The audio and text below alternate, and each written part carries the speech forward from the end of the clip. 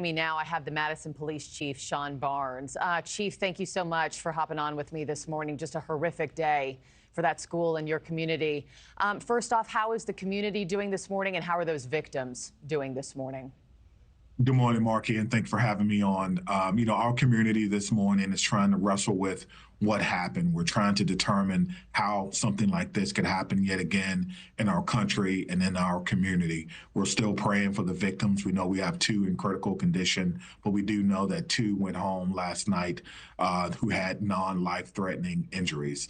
Our community is really trying to grapple with this. We're trying to demonstrate some transparency and some leadership and trying to let everyone know that our police department will investigate this case thoroughly, and any information that we can release, we will certainly do that using our media. Yeah, I'm so sorry for everything that transpired yesterday, and thinking of those families. Any updates from overnight on the shooting, Chief, and how and why it took place?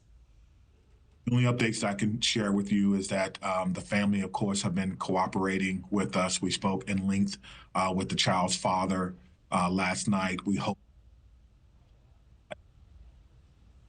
some information and some things that we collected from the home during the execution of a search of that home that was done voluntarily. And so hopefully we will have a press conference today at 1. Yesterday, we had about 4 press conferences. About every 2.5 hours, we were having press conferences trying to keep the public updated through our media. Yeah, of course, everybody waiting for a motive to drop as well. Our correspondent there on the ground, Mills Hayes, just laid out and mentioned this online document that's been circulating, about the shooting. Have you verified its authenticity yet? And was it a manifesto of sorts?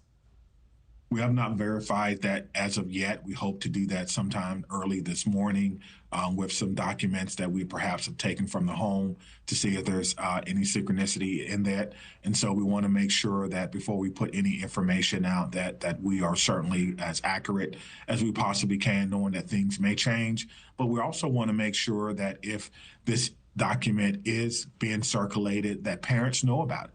That you have an opportunity to talk with your children and say, hey, have you heard about this document? Have you heard about this type of ideology, and are you involved with that? Right now, the main purpose is to make sure that if that any parent around the country that's wondering what their child is involved in, and we can provide information, that we do that. We have to do everything in our power to prevent these from happening again and again and again in our country. Yeah. What more did you find at the shooter's home? I know you say parents are cooperating right now. Anything else that you found at the home that you can share with us this morning, or even any more insights into how that gun was procured? Well, we have working with our partners at the ATF to expedite what's called an ATF trace form, and that will give us some idea of the origins of that weapon. We're looking into various possibilities that perhaps the weapon was in the home, or perhaps the weapon may have been given to her from someone else. We don't know. But we're going to look into that today and hopefully be able to bring some answers. Everyone is eager to know why this happened, and we may never know. The person who's responsible, unfortunately, took their own life yesterday, but the idea is to make sure that we can do everything we can to prevent this from happening and give parents as much information, give school officials as much information, and arm our community with as much information as possible. Tell me more about the 15-year-old, this Natalie Rupp now, who went by the name Samantha. Was this somebody that the school or even local law enforcement had on their radar? Any red flags in the past?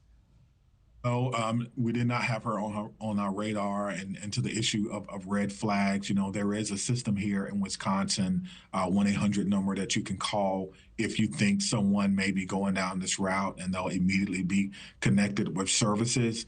But that's the thing about these school shootings. A lot of times you find out after the fact. We've seen that across the country, and then you put pieces together. So we're trying to do that here, and maybe, just maybe, provide a blueprint for everyone else in the country to pay attention to, so we can prevent these from. Thanks for watching, everybody. Go to joinnn.com to find NewsNation on your television provider. Also, don't forget to click that red subscribe button below to get more of NewsNation's fact-driven, unbiased coverage.